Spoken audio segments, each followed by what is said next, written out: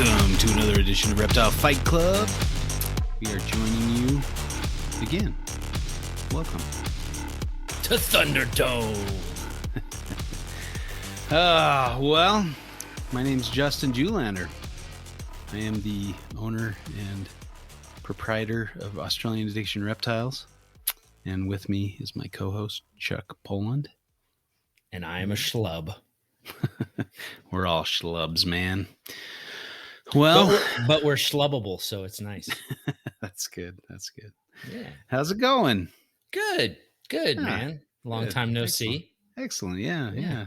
How are things? Things good? Good. Yep. Excellent. Staying busy. Yeah. Wonderful. All right. Well, what's anything new going on? No. You know, when people are listening to this, we're going to be out herping the deserts of California. That's true. I cannot wait to get back into the desert to herp. When will now be then? Now. Wait, then. Just now. Now? I love that sequence. That's one of the funniest. It's the greatest. It truly What is this? Yeah. This is now. All right. Yeah, I'm itching to herp. Like I don't know. I've been looking at people's pictures on Instagram or Flickr or whatever from Australia, and oh man, I need to get back to Australia. It's killing me. Yeah. Well, you're not even gonna do it this year. I know. I'm ditching out on the guys. You gotta reel that back in, buddy. You got some time before you're gonna get back there. This is true. You're gonna have to settle for the West. Yeah. That's okay. The West is good. No, the West is very good. I'm gonna do a nice trip down to Mexico, so that'll be fun. That's true get too. Some snorkeling with sea lions. That'll be cool. And some herping, unbeknownst to your co-traveler. Hey, I'm always in herp mode, you know. I know that. Well, I know that. They're about to find out. Got to get in the incidental herping. Yeah, for sure. Yep. We did find a midget faded rattlesnake on one of the canyons that I did with my buddy in southern Utah. That was pretty cool. Southeastern That is Utah. pretty cool. Yeah, it was a nice one too. Really nice pink color. Did you take pictures or anything? Oh yeah. I posted on my website, I think. Did you? Okay. It's a while back. It's a few years back. Oh, that was the same canyon I got stuck in with my daughters overnight. Yes, I remember this story. Yes. Yeah, that was an entertaining one. Spontaneous adventure, I believe, is the correct word. For sure. Misadventure implies a mistake on your part. Yeah. You could have attributed it to me. It's all planned surprises. Yeah, planned surprises. There you go. Yeah. But I mean, it worked out all right. We all survived, and everybody was kind of none the worse for the wear. We did find a hatchling banded gecko. See? Yeah, a Utah banded gecko. I think it was a Utah banded gecko. I mean, it was in Utah, but it was. I would not have expected one to be there. It was kind of a surprise. Like, and it was funny because I found a little canyon tree frog, and I'm showing the kids, hey, check this out or something. And they're like, oh, he's tiny. I'm like, well, not really. And then I realized there was a banded gecko hanging out on the same rock as the tree frog. So that was kind of cool. Sure they were both as surprised to see you as you were to see them. And I had no battery power left on my phone, so no pictures. I kind of feel bad about that, but that was a pretty cool little lizard. Yeah. So, the misadventures can sometimes be rewarding in that way. But did you die? I did not die. Did you die? Nobody died. It was wonderful. Yeah. I don't think my oldest daughter's ever going to go out on a camping trip with me, a backpacking trip with me again. Yeah, I kind of burned that bridge a little bit. Maybe she'll forget about all the pain and misery she had. Yeah. She was like my rock. She was the strength of the trip. She took care of the younger siblings while I went out and tried to get back to the car. But you use the collective power of the family to reel her back in. There you go. Yeah. Well, hear any good podcasts lately? Any good information out there? I have not listened to a single podcast because I have been too stupid busy. That's not good. It's lame. It's lame. Yeah. It's lame sauce. Like is as lame as it gets. So tell me Well, about it. I'm yeah, not. I I started like to listening. swim. I don't like treading water. There you go. I started listening to the Rally Python's radio podcast, their most recent one. I guess they had a bunch of delays. I was like, man, I'm not seeing much new stuff coming from Eric and Owen lately, but I guess they had a few setbacks, and so they weren't able to record last couple weeks. So it was nice to see one of their episodes, and they did a book club, and they talked about the secret social lives of reptiles. That book by Sean Duty. Sorry, that was terrible. Vladimir Dinetz and Gordon Berghardt. So it's a cool book. I started reading it, haven't made it too far in, but yeah, some fun stuff in that book for sure. So Nice. Eric and Owen talk about all the cool things that they enjoyed from the book. So kind of a cool idea, book club. I think I know I've heard the guys on the Herpetoculture network do some of those kind of things, Yeah. book club type things. Book report. It's a book Yeah, report. exactly. Book report.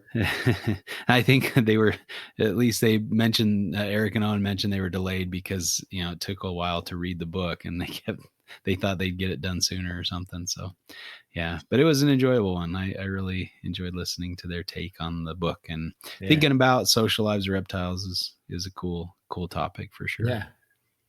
Yeah. Yeah. Well, yeah, there's a lot of cool things in the reptile world for sure. I got a couple new books recently. One is the Monitor Lizard book by Bernd Einmüller. He's kind of the European king of monitor lizards. He's kept and bred a lot of things. Some of the world's first breedings, it seems, have come from him. Yeah. Yeah.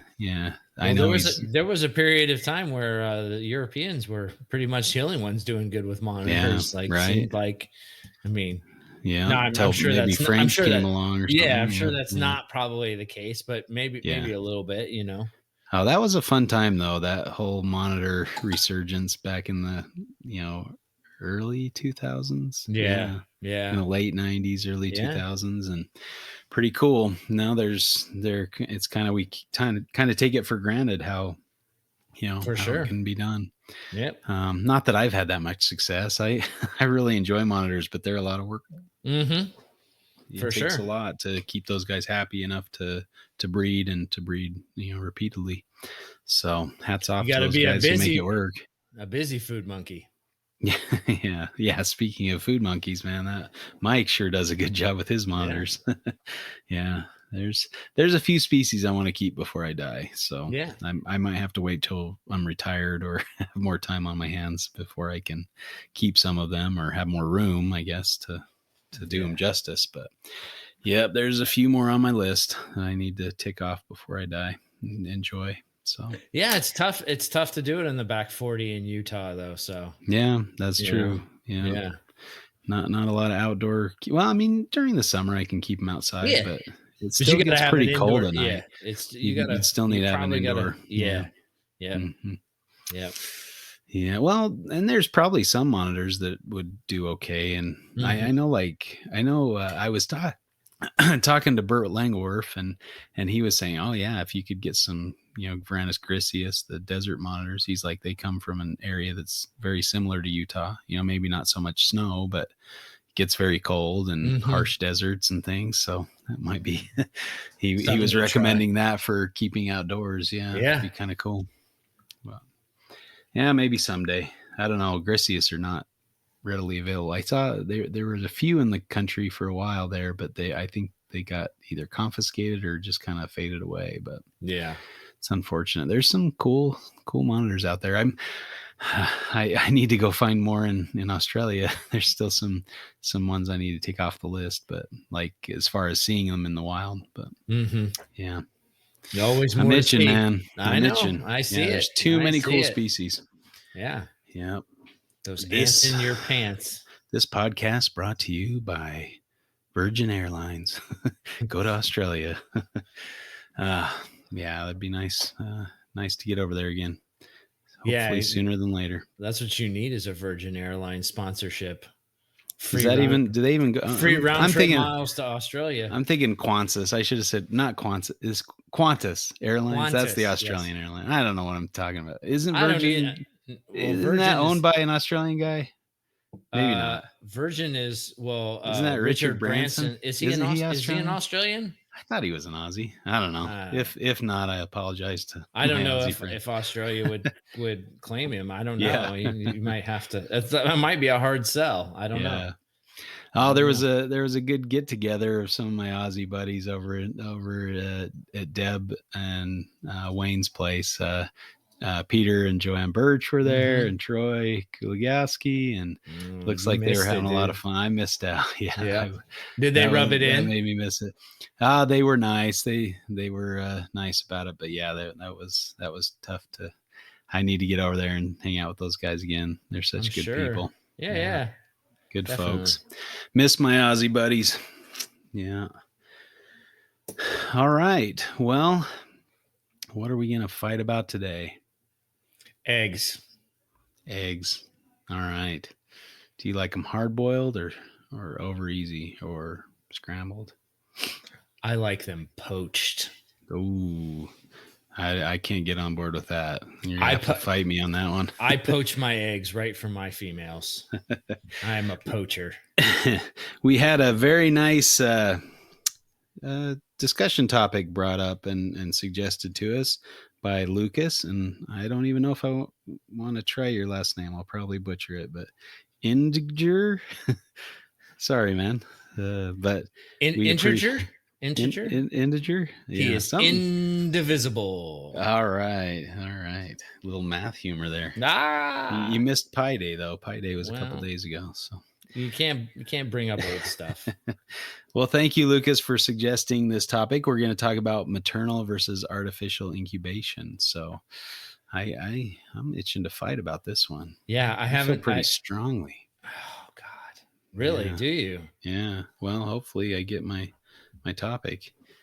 Well, we'll If see. not, I'll be pissed. So, Well, okay, here we go. You how are ready you for gonna the coin flip this? toss? Are you gonna? I'm You gonna gonna flip. I'm gonna flip it like just like old times. Let's see you're if your full of plan works. you're full of hooey, dude. Hey, just because I win one, I mean, come Yeah. on. You won the odd one Just last because I year. win one doesn't It's mean that I'll flip it funny. all All right, flip it. Let me see. right. Here you go. All right, that's heads. It is. You got it. That's You because went. you didn't do your normal flip. You did You're your like extra. timing it You in the did your. air. I watched you flip it. You I got me all watched you. messed up. I don't know. Dude, I I don't don't know got what you it's messed gonna up. I got you all figured out. Yeah, you You must got be you better got you than, messed up. Listen, yeah, I no, take that's notes good. when I lose because I don't like to lose. I'm just saying I'm impressed. Like, you switched it up, you didn't call tails and you won it. That's Listen, impressive.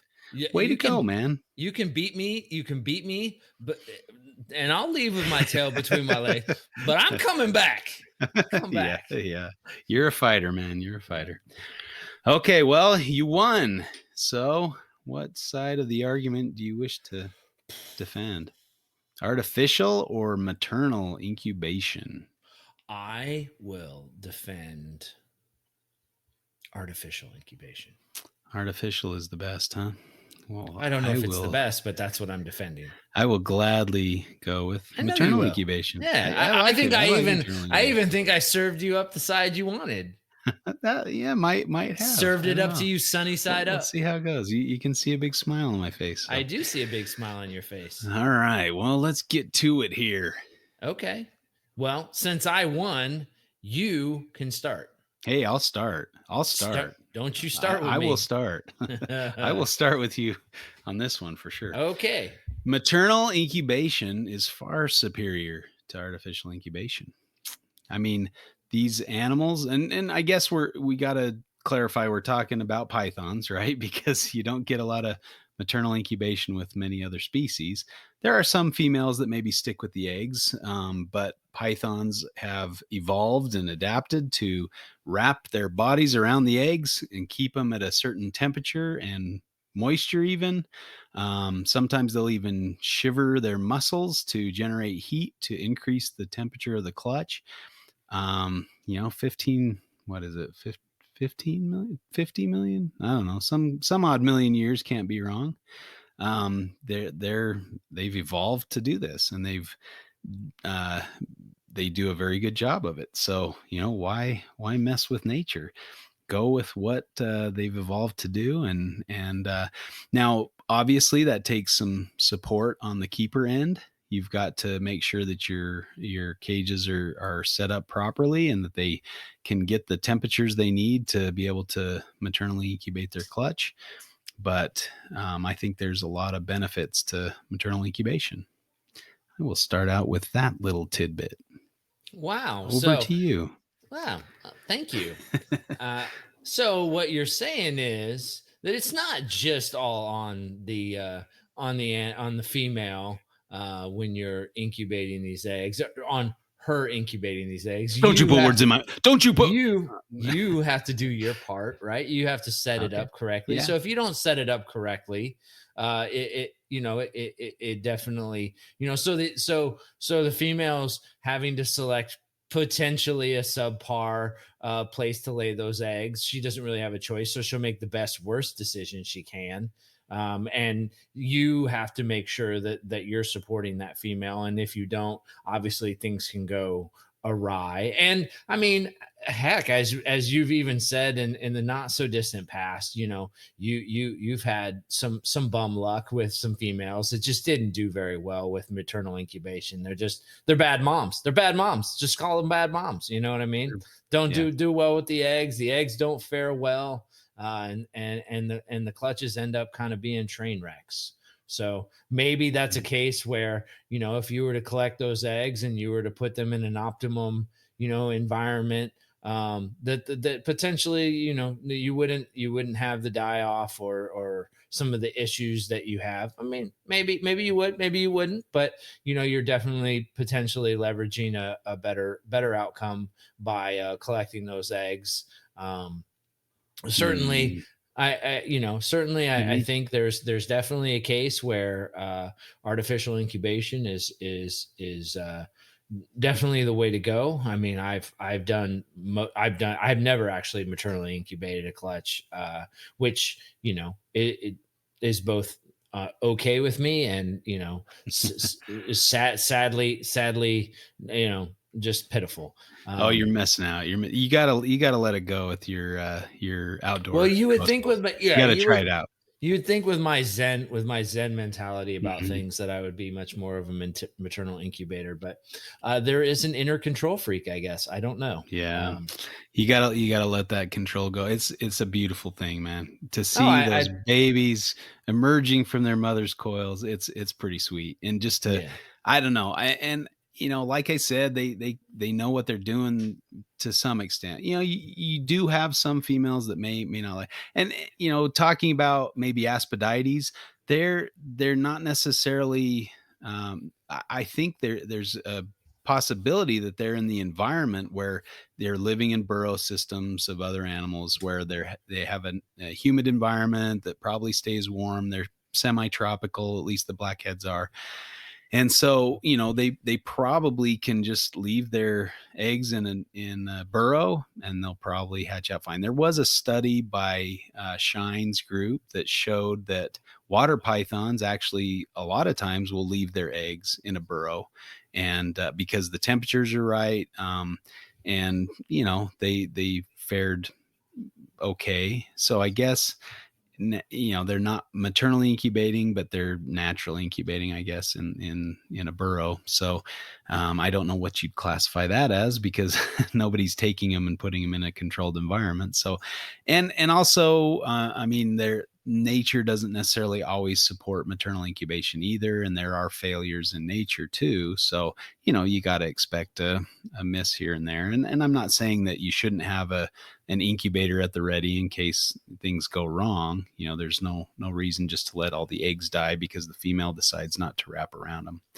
Now, another interesting thing is the female usually knows which eggs are good and which eggs are worth, wrapping around. And so, for example, this Woma female that laid for me, she had an egg excluded out of her coils, and she actually wrapped the eggs really nicely. It was a lot of people commented on that, like, "Wow, you got a female Woma to wrap her eggs." Usually, they just kind of lay them and drape around them loosely, or just leave them in the cage. So, you've got to know your species. You got to know the animals that you're working with, and kind of know their natural history, and that will definitely help you have better success in maternal incubation attempts. But there have been some reports as well on females that are incubating their eggs in nature. So this was an older publication. I believe Shine was one of the authors on this one too. It was back in 1985, and they just reported like some findings of maternal incubating females in the field, and a couple of them had abandoned their nests because the weather conditions were not great. It started Mhm. raining a lot, and they were in a place where it was just not conducive to stay with those eggs, and they ended up abandoning them. And I think in some instances the eggs were collected and artificially incubated, and they got a couple to hatch out. But Win for me. no, no, no. I mean, it was a win for nobody. That was a train wreck, Well, it was because a win for whoever made it out of the that's egg. that's true. That's true. So yeah, I guess as a backup, your side might have some validity as a And I backup. mean, well, I don't necessarily. I mean, it could be a backup if you want to take the more risky way of doing things. I just think that the stability that you look. No doubt that artificial incubation is cooler. Like it's definitely like more of a Artificial's cooler? Oh or no. maternal is cooler. Yeah, Sorry, it's definitely yeah. cooler. Win for me. But but uh Always with the butts, Chuck. yeah, well, that's You because like your art big butts and you that cannot lie. that's because your argument is but. Um no, look, I just think that if you can create an environment that is optimum conditions and put those eggs into that, you're leveraging your best outcomes. You're creating an environment that is hard to do in somewhere dynamic like a cage, where you can hold a steady environment that if you do it right and you're good at setting up your incubation chamber and your thermostat and and your incubator, thank you Jesus, then it's an optimum condition for doing those eggs. Now does that mean every egg makes it, or conditions can't become suboptimal? They can, but if you Mhm. set it up right and you pay attention to it, they stay optimum. And so I think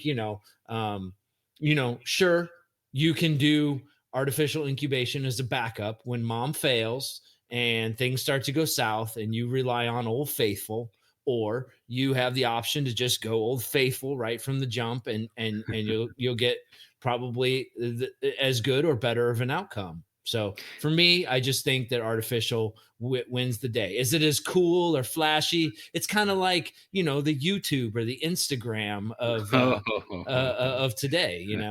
Oh, did you I don't know about maternally incubate that. that? Yeah. Okay. Well, Mr. Optimal. Yeah. I mean, what if you have Owen brain and you forget to turn on your incubator? What then?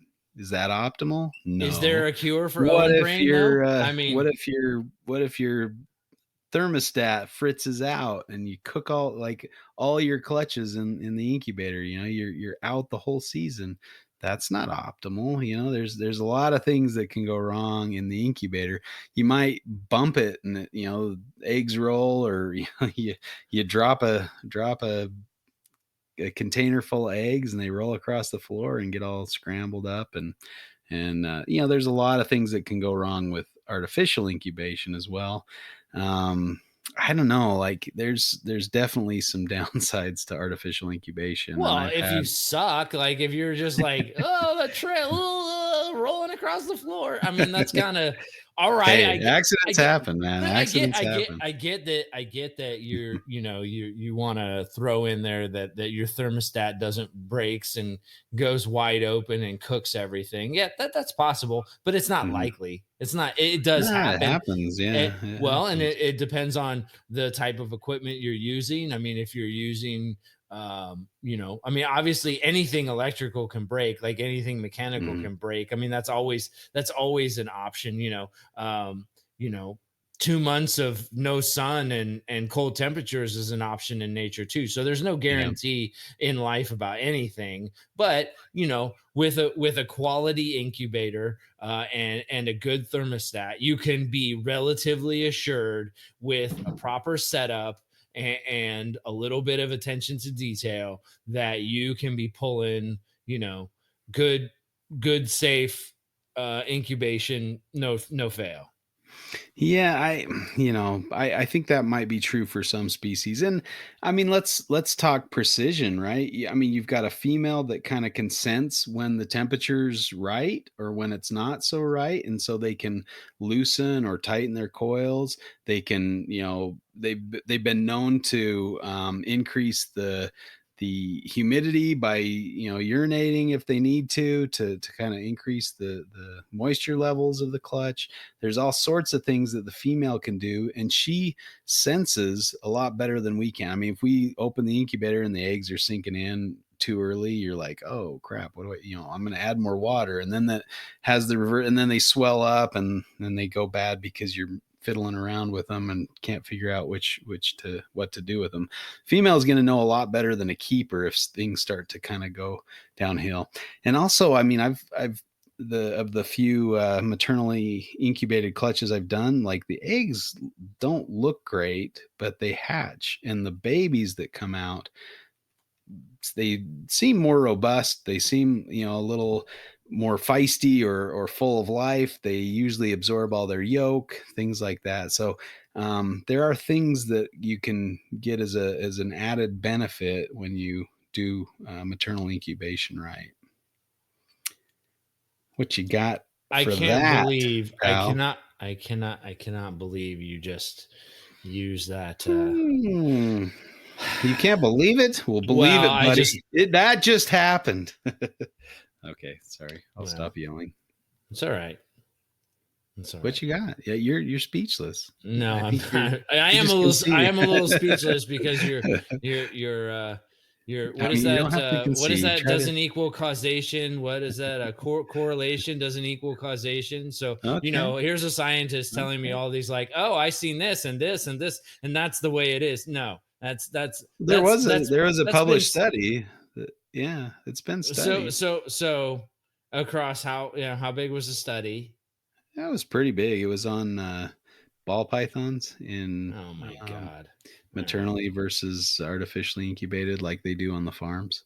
So it's pretty interesting. All right, fair, fair. Yeah. But, you know, I think again, They saw an increase in feistiness, like zest like for right life. now with you, Like, like with you, yeah, is that you're exactly. They increasing your saw feistiness because you think, larger larger and more robust hatchlings. Now, there were problems with the study, so I will admit "Oh, that, whoa, but what? Really? no, Wait a wait a minute, second, what? yeah. You're pushing bad study on me?" Not necessarily As a bad study, factoid, there were a couple issues. at least you're being honest in Hey, saying that you're maybe there not was some intellectually honest. problems. Yeah. Um, So, but that's a potential outcome of maternal versus at least from the data we have, there's a potential so can we agree? benefit. Can we agree that Mhm, that in our modern day of technological age, that we have instruments for measure that if you spend enough money, you can get a high degree of accuracy and precision? Can we mhm, agree? yeah, Okay, I think so so. you can through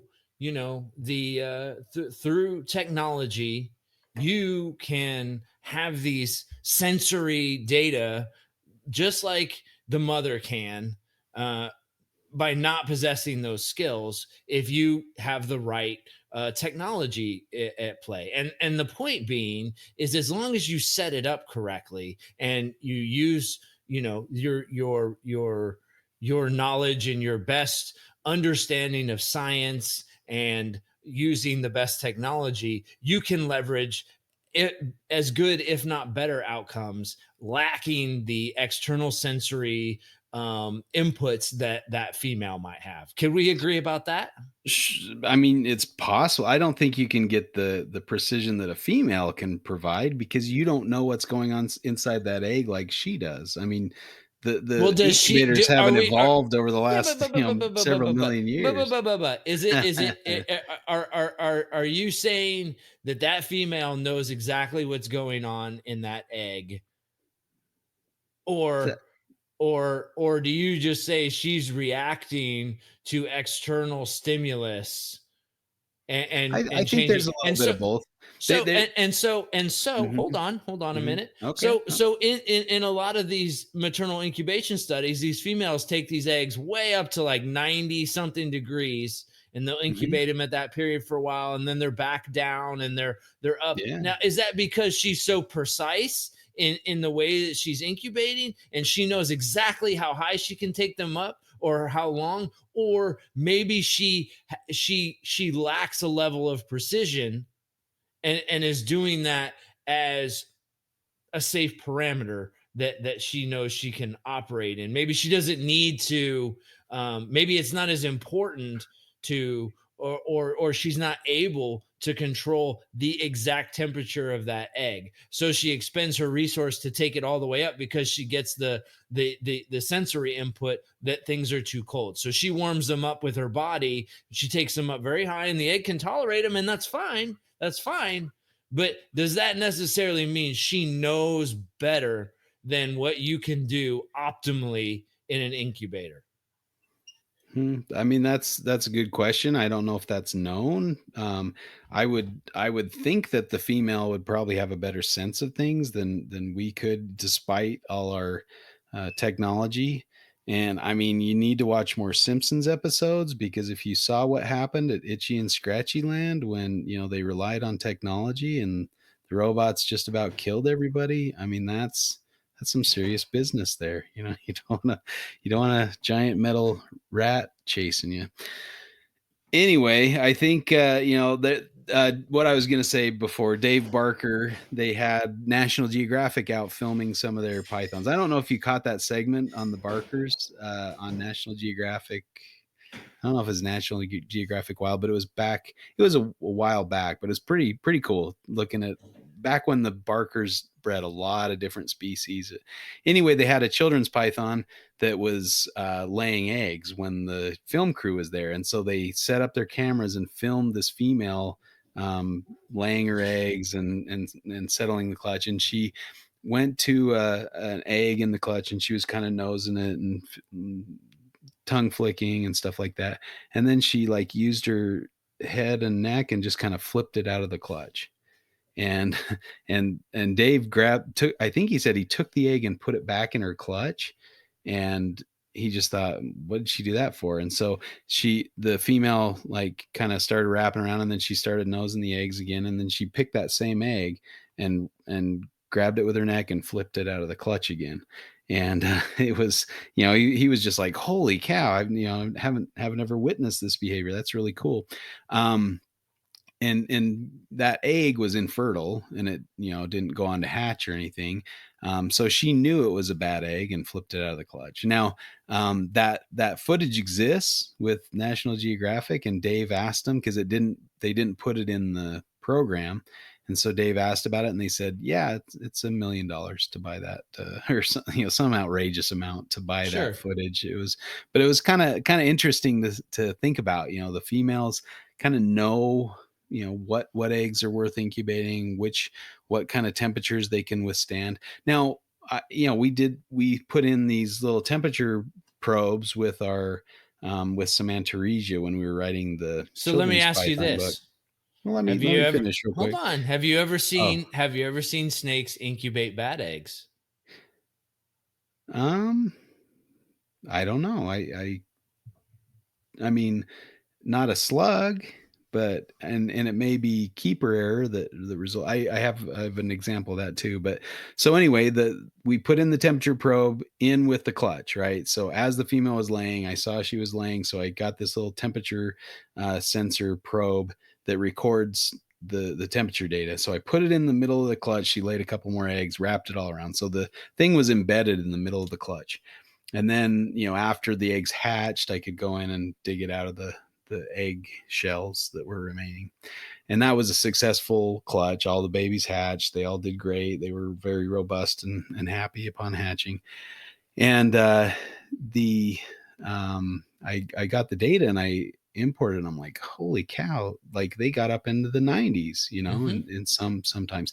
And there was a natural cycle of temperatures which you'd expect in nature as well. Like you don't just have a constant temperature unless you're somewhere close to the equator or something like that. So and this was going up and down and getting pretty high. Now if you set your incubator at 90, you're going to cook those eggs pretty good, but apparently they can handle 90 for a certain amount of time, and the female probably can adjust that a little bit if she needs to, loosen her coils or whatever, let more airflow in or But something. I So, don't think there's any objective evidence that putting an egg into thermopause because goes down into the low end and then goes way up into the high end is any better than running an incubation in the middle of that range.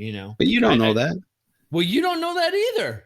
Well, yeah. So how are you claiming that one's better than the other? You Well, don't I'm know. not. I'm just saying you started this out saying that maternal incubation is far superior, and you're using these analogies of the female understanding and being able to work within this range, and I don't think there's any objective evidence other Ex- than some studies that have had some problems that maternal okay, incubation is better. show me a study without problems. But from the data that they gathered, it did show Ouch, that as a maternal research, incubation was good.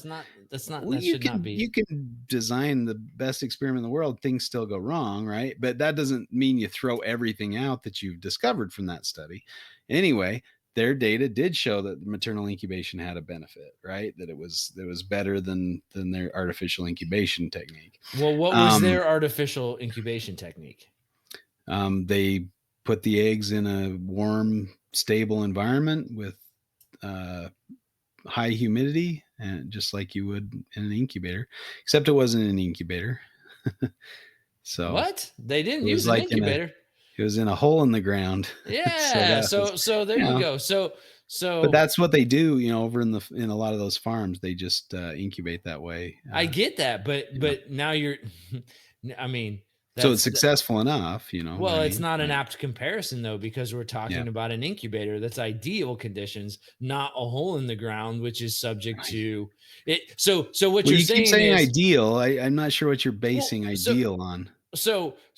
okay, so one, you have a female who can moderate temperature and humidity, and then Uh-huh. the other you have a hole where those eggs are just subject to whatever the environmental conditions are going on right there, right? Well, they're pretty That's stable because they're well, underground. okay, They've got so the but thermal stable earth but around them. okay, but it's still subject to the environment, right? Whereas the Mm. incubator is only subject to the inputs that are put into there, right? Okay, so So, who's defining ideal though? That's what I want to know. Like, is it ideal to have a set stable temperature, or is it ideal to have a fluctuation? well, I think you could ask I think you could ask a snake which it likes more, whether it likes large fluctuations in temperatures or whether it likes to have a fairly steady okay, do you think that snakes have a preferred body temperature?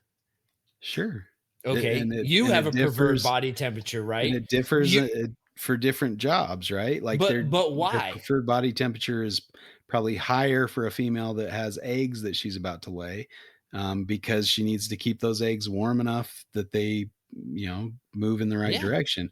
But she might get above that a little bit, and that's okay. And they have a little bit of plasticity, and some handling of varied conditions built in, right? So that's what I'm saying. What's optimal? How do you define optimal?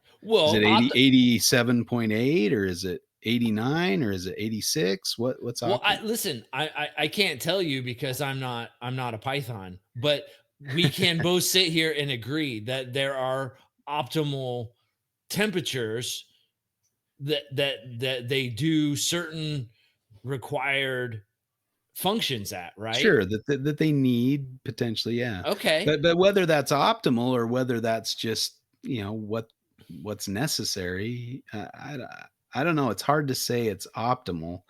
If it was optimal, um, Well, I just don't understand why why would having maternal an incubation increase exist? why so the question becomes, is artificial incubation like at the wrong temperature better than maternal incubation at a varied temperature, right? Like, so how Mm, do you know, like what you're basically saying is, and what I was saying was that, at an artificial incubation, with the correct setup. I'm not saying that what I do is the correct setup. I'm just saying, mhm, if you knew what that was, having that stability over the long course of the incubation of those eggs is,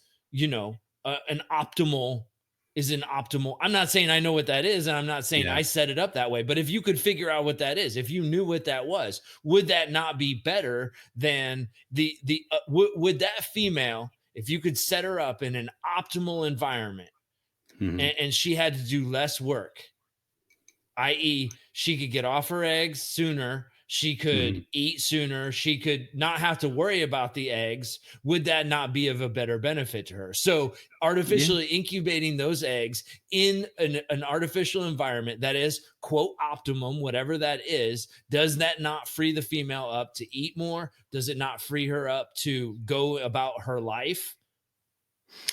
Sure, sure. I mean, yeah, you could definitely do that. I don't know that that's any more of a benefit for her. Why I wouldn't it mean, be a benefit for her? well, I mean, that's what I they're mean, if she's designed to lost, do. well, I get that, but if she's I mean, you lost might body condition, if she's lost, sure. proteins, minerals, all those things that go into shelling and producing eggs, why would she not want to bring those things back? If she's in a weakened state because of it, what is the benefit for her to remain on those eggs longer? I mean, Yeah. other than to bring her clutch to hatching.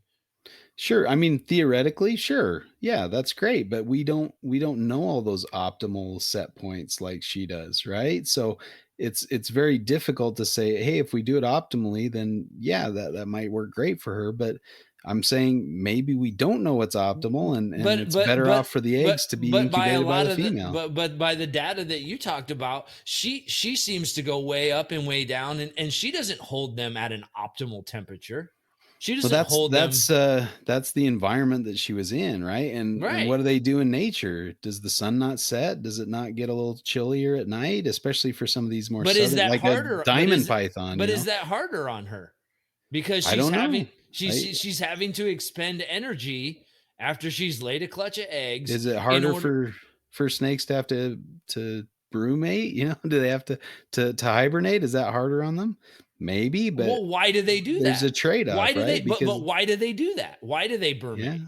it's just the Because way every they've animal, evolved, right? well, Their environment. They're dealing with the environment. but every animal will exist in its lowest energy state that it has to, right? Sure. And so, if that animal has to exist at a higher energy state in order to get her eggs along, she will do that. But there is a cost to her to do that, Yeah, yeah, and right? that's why wild females don't reproduce every year, and I guess I'm saying, is that optimal to reproduce every year? Is that what you're saying? They should be able to Well, gain no, body no, mass back no, faster so no, they can no, no, reproduce again no. sooner, or what I what's guess the I guess point? part of what I'm saying is, like, what if these females had optimal conditions, like in an incubator, right? And they didn't have to necessarily worry about incubating their eggs for environmental differences that may be occurring. They didn't have to be that buffer, right? That's what they are. They're a buffer to Mhm, the yeah, environment, right? sure. So if they didn't have to do that, they could go about their putting on their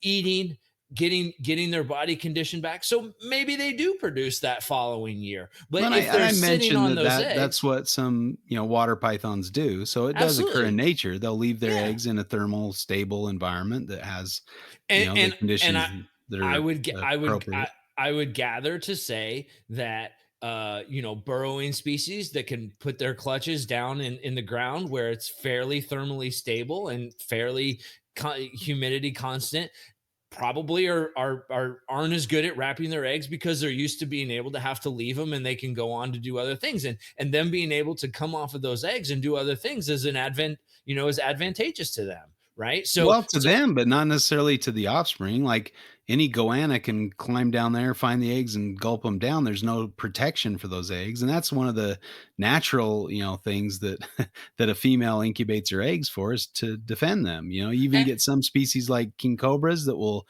stay close to the nest and nest guard and build a nest for their offspring and and that's a things. new and there's that's a nuanced argument because it depends on the type of species you're talking about. Well, it's a risk reward Some strategy, right? yeah, some python moms are going to be goanna food right along with their eggs. So Well, and it's I these feel like pythons we're are getting probably off able to topic. to defend. But no, I'm just saying like there are reasons why they're incubating their eggs. And so just because they can leave them in nature doesn't necessarily Well, they're incubating them because they give have that to. well, no, because some of the water pythons will incubate their eggs even though they don't have to.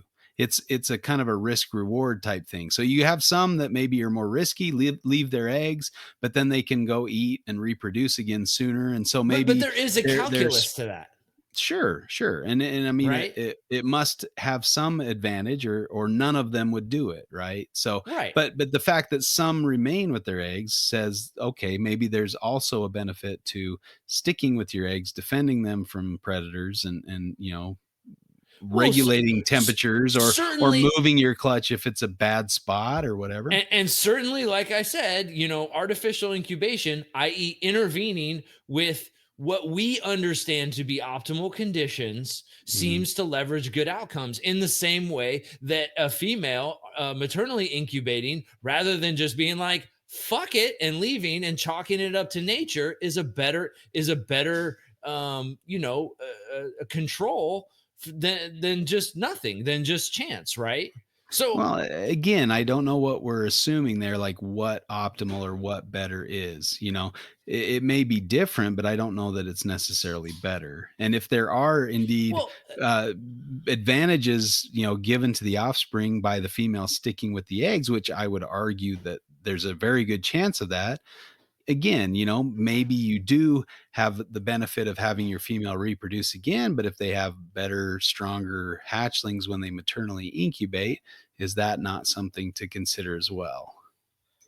I mean, I think it's something to consider, but why? But again, I would question why they got the data that artificially incubated, or in this case, hands off incubated, Uh, not necessarily artificially incubated, because that the well, they it's a stable environment. I mean, it's not your refrigerator or whatever. It's not yeah. like I mean, that precise, but it's not it's insulated. fairly. It's I not mean, as you're in controlled. equatorial Africa where it's pretty consistent during, certain times of the year, especially when the eggs are being incubated and things. So, it's not that crazy. And they did pack There's them in like nobody there's no boxes and stuff like that. and I So, get that, but yeah, there's no human yeah. checking on it to say like, oh, Sure this there are. is too moist. There's Yeah.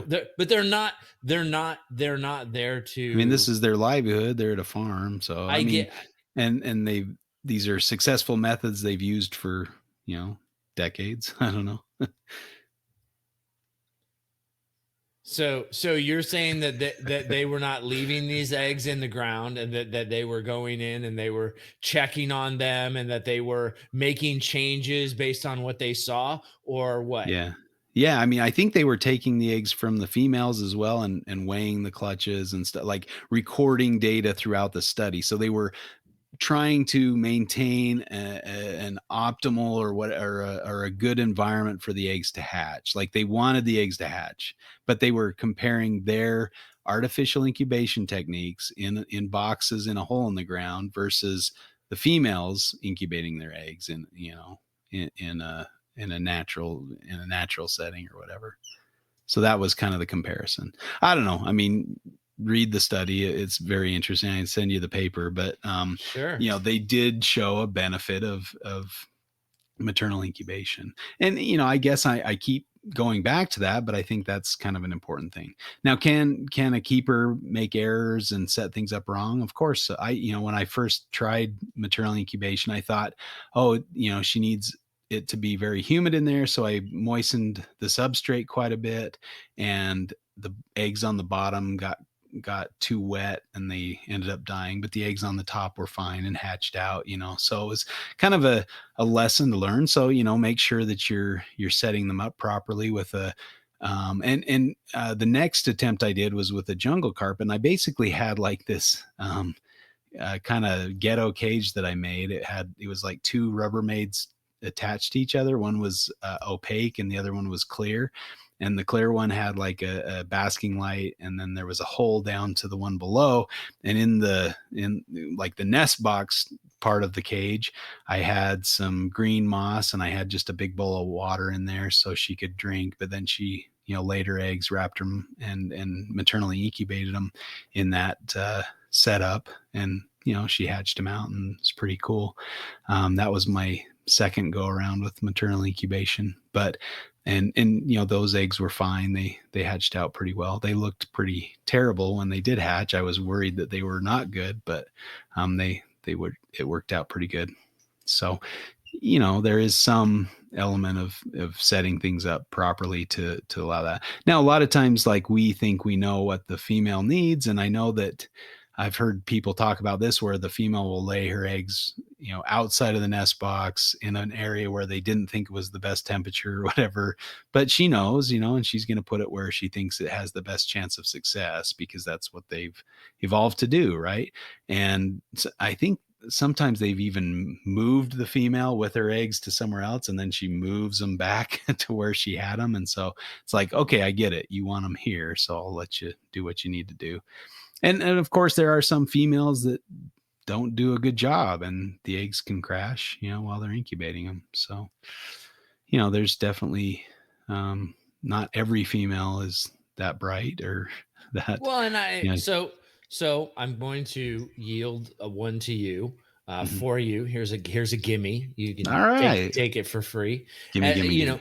know, we talked about stress in reptiles, and I think going up really high in temperature and then going low and down in temperature. We don't understand how that external environmental stress.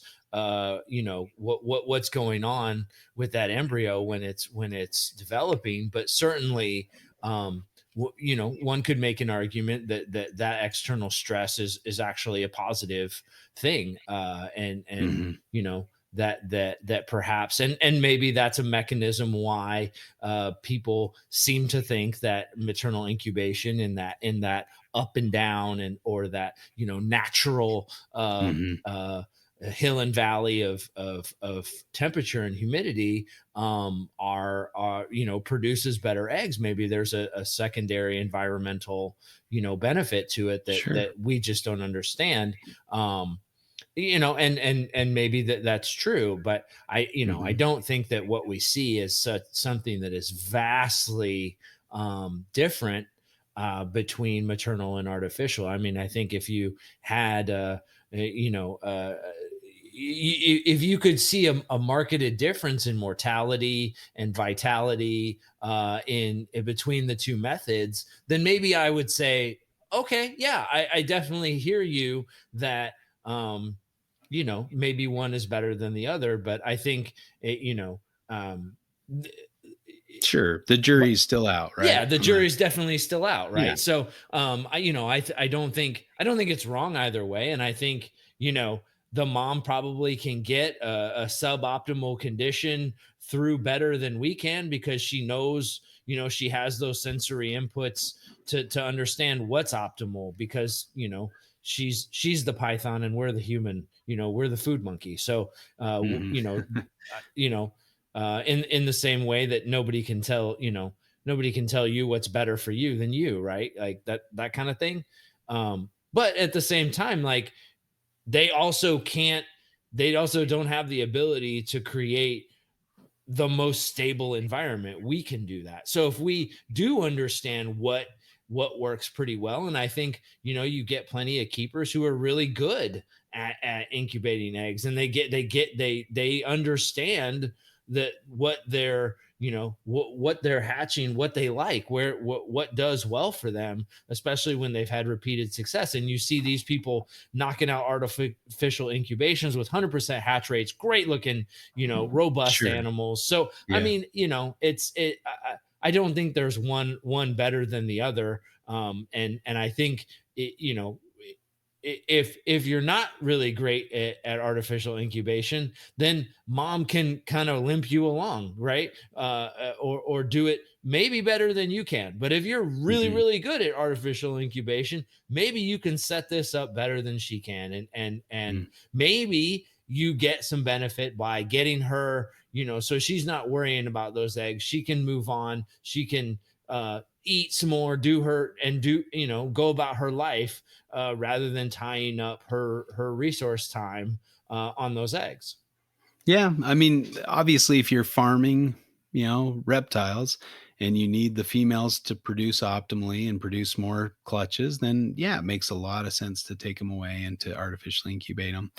Um, but I think you're missing out. I think, it's more rewarding for the keeper to see those babies emerge from the mother's coils and to have that experience, to see how it's, evolved to be done. It's kind of a cool thing. So, it's hard to argue against that, I think. Felt pretty good hatching out Tracy 2 years in a row Sure. artificially. Sure, Just I'm saying. not Just saying saying. it's not that way, but, seeing them come out of the mother's coils is something else, and No, and I think it's I just don't ties you disagree with back. that. Yeah. Yeah. I think it would be really, a cool thing to have, I'm really excited for, Ari Flagel's, reptile park out in Texas with those Hmm. giant enclosures, and I'm hoping that, he'll allow those animals to maybe incubate their eggs on exhibit or things like that. That'd be pretty cool to see them kind of in a more naturalistic setup, to see kind of what they do and maybe learn more about, um, art of, the maternal incubation process, as it may occur in the wild.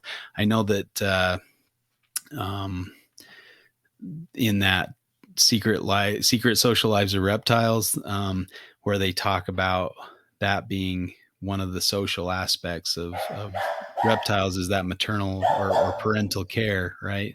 And if the female's allowed to do that, and we don't know a lot about it, how it occurs in nature, or a lot of, they mentioned that, a lot of nests of reptiles haven't been found. We talk about green tree pythons, and nobody's found a female incubating eggs, or very, maybe one or two have been found. It's very, rare occurrence to be able to find a female on eggs. Now with, some of the more, some of the pythons that can do better in human disturbed areas, like a coastal carpet python, or, you'll see them more often in maybe people's, compost bins, things like that, where, they're hanging out in there. And there was actually, we're including a picture in the book, but there's a picture of two females incubating their eggs in somebody's compost bin. So Which is obviously, interesting because yeah. compost bins, if they're active, can get quite hot. Oh, sure. Yeah, Quite yeah. hot. Uh-huh. So I'm not sure all the specifics on the bin, but it's pretty interesting that two females picked that spot. And Well, I'm sure the females checked it out and said, "Oh man, this is the right temperature." yeah, And as long yeah. as you're not turning that compost bin, it's not going to heat up anymore, you know. So so I think as far as like aesthetics or connecting with nature, having that opportunity to maternally incubate is really cool.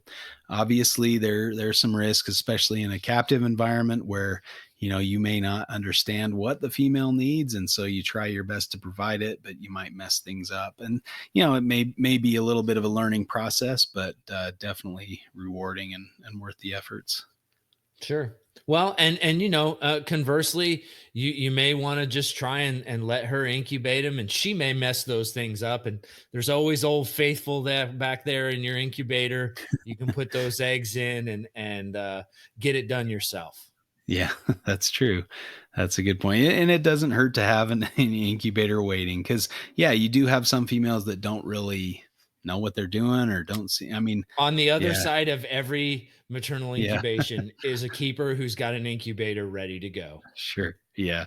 And I think, wasn't it Eric that was going to just incubate everything maternally, and then one of the females didn't wrap her eggs right, and he was scrambling to see if Yeah. Owen could put them in his incubator or something like that. Yeah, I mean, it definitely makes sense to have an incubator at the ready. And I've had females where they like there's a big pile of eggs right here and they're wrapped all distorted around two eggs. They've got two little beehives around Hmm. running around each egg. And it's like, what are you doing? It's so bizarre.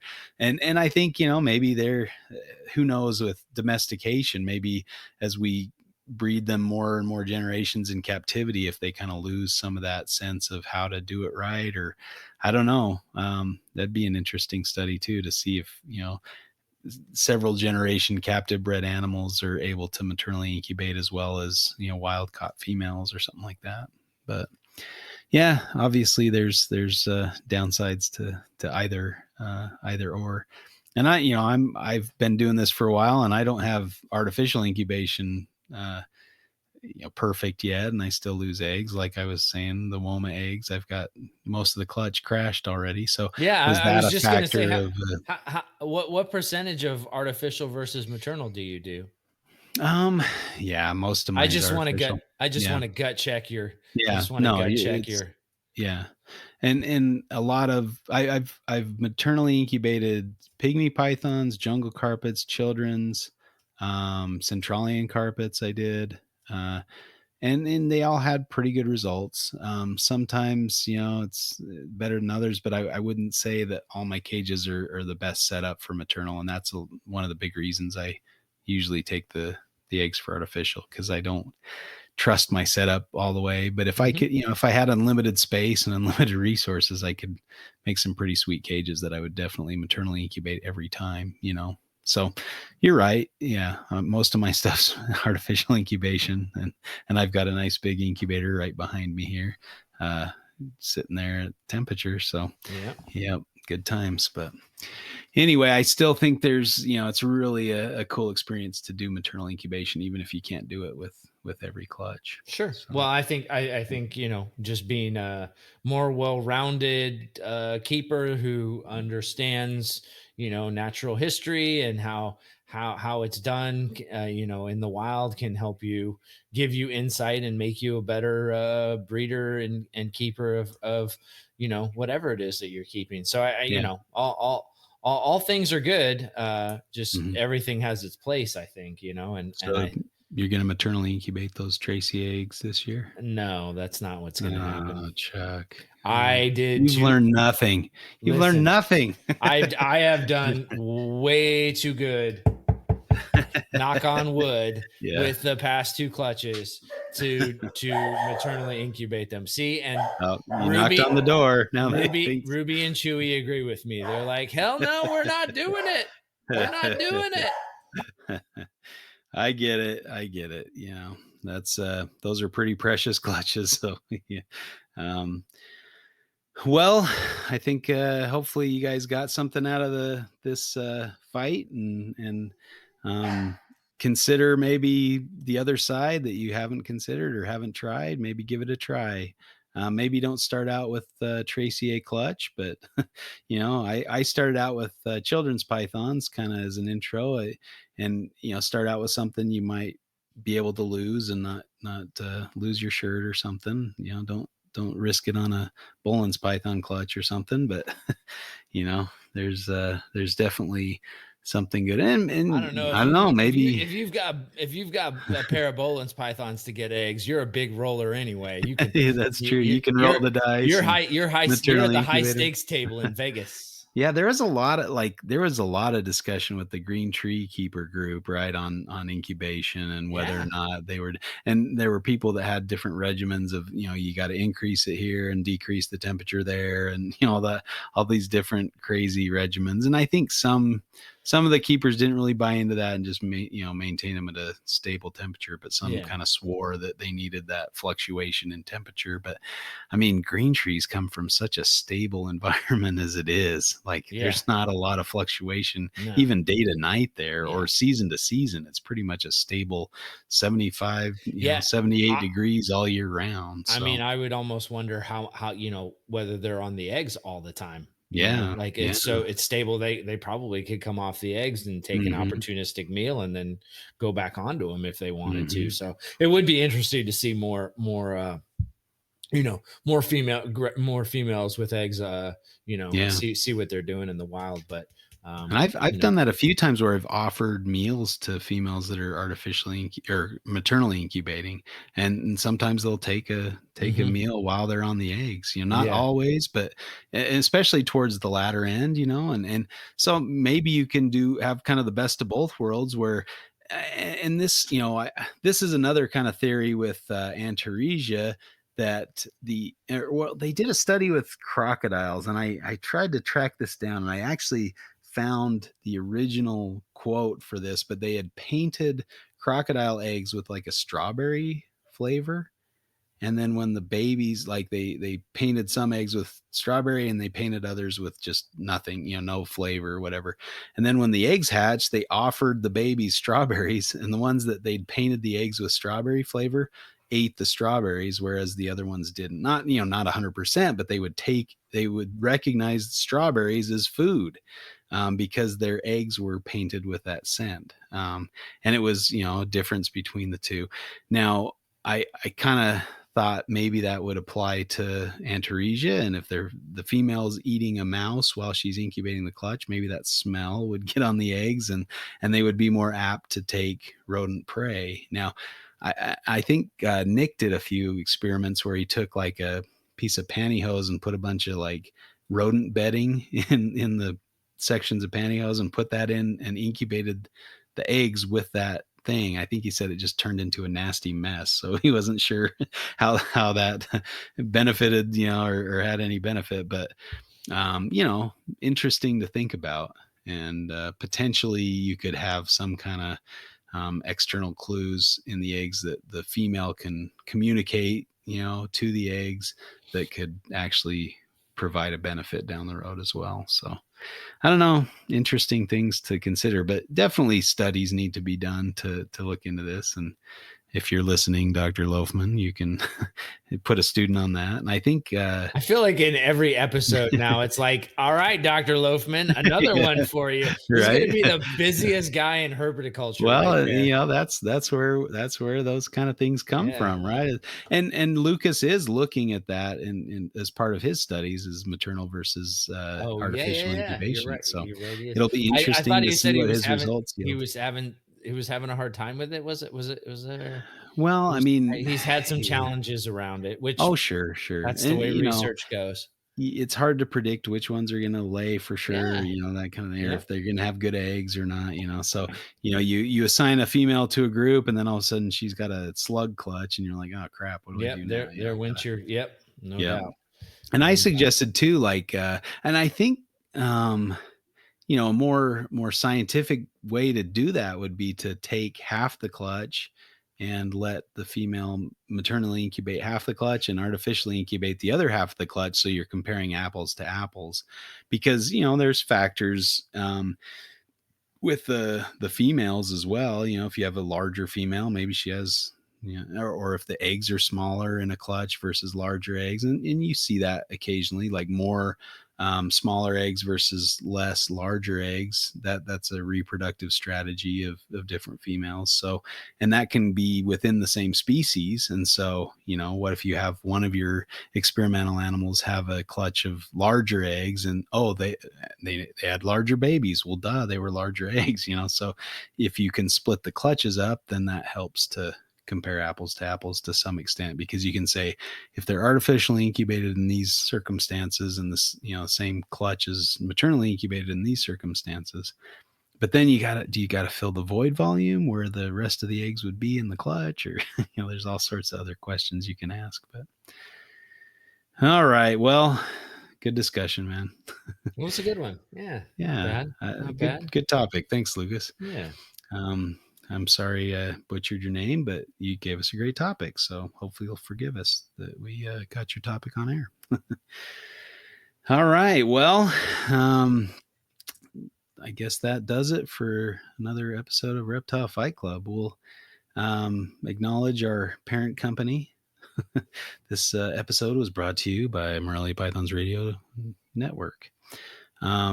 Thanks to the Podfather and all his efforts to get these wonderful podcasts out there.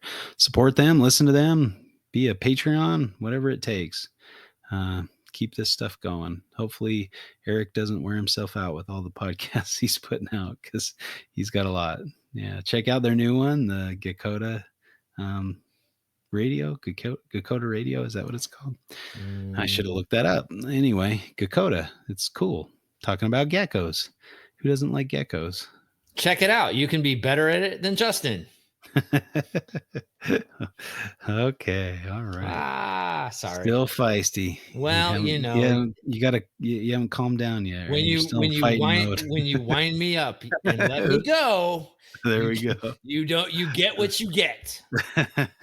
And this is a little later episode, so we're a little testy and cranky and tired and during daylight savings. But I'm old. Yeah. We didn't look into that. We should have looked up daylight savings. Why we have daylight savings. I'm sure everybody's at the edge of their seat. Yeah. Or yelling at their podcast. We are literally probably the only people. You idiots. Yeah. I still think it's farming. Tell Heather she's wrong. Wow. I try to tell my wife she's wrong, but she ain't hearing that shit. That doesn't go over well? Come on. No. She's always right. Just like me. Yeah.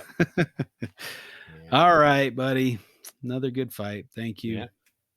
Hopefully you guys will check us out next week for another episode of Reptile Fight Club. Hopefully we get a report on the trip. I'm excited to herp with you, man. Should be fun. Woo-hoo! So check us out next week. We'll check you later. Justin says, "Let go my ego." I say no. Fight Club.